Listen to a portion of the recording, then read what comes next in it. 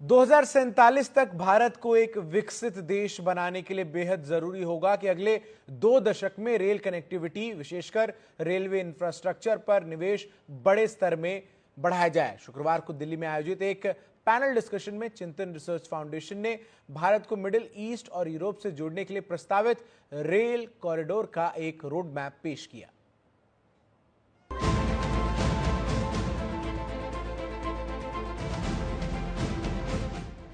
दिल्ली में advancing Asian regional rail connectivity पर चिंतन रिसर्च फाउंडेशन द्वारा आयोजित कार्यक्रम में भारत, मध्य एशिया और यूरोप के बीच प्रस्तावित रेल कॉरिडोर के सामरिक और आर्थिक महत्व पर विस्तार से चर्चा हुई। एनडीटीवी से बातचीत में चिंतन रिसर्च फाउंडेशन के प्रेसिडेंट शिशिर प्रियदर्शी ने कहा, भारत में रेल कनेक्टिविटी, विशेषकर रेलवे इंफ्रास्ट्रक्चर में निवेश बढ़ाने के लिए प्राइवेट सेक्टर को प्रोत्साहित करना चाहिए।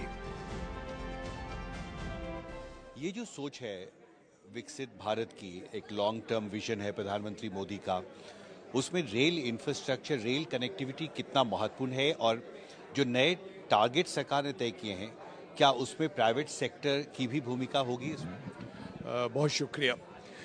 देखिए, विकसित भारत 2047 का जो एक सपना है, जो कि हमारे माननीय प्रधानमंत्री ने दिया है और हर भारतीय उस सपने को बहुत विश्वास के साथ पूरा होता हुआ देखना चाहता है, उसमें इस पूरे देश के हर राज्य, हर प्रांत, हर कोने का जो स्ट्रेंथ है उसको हमें इंटीग्रेट करनी है इनटू द कंट्री।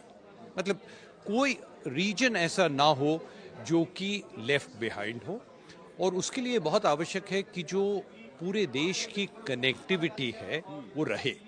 ये कनेक्टिविटी रेलवे से ही आएगी, लेकिन रेलवे की कनेक्टिविटी के लिए उसमें प्राइवेट सेक्टर का जुड़ना बहुत आवश्यक है। जब तक कि पूर्णतः प्राइवेट सेक्टर का इन्वॉल्वमेंट नहीं होगा, तब तक हम वो टारगेट्स, वो गोल्स संभवतः पूरे न कर पाएं जो कि हमें विकसित भारत के लिए करना आवश्यक होगा।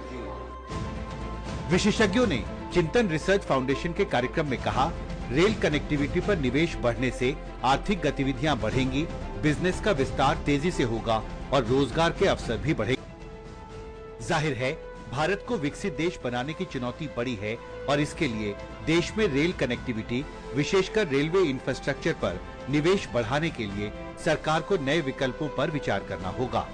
दिल्ली से कैमरा पर्सन सचिन गुप्ता के साथ हिमांशु शेखर, एनडीटीवी इंडिया।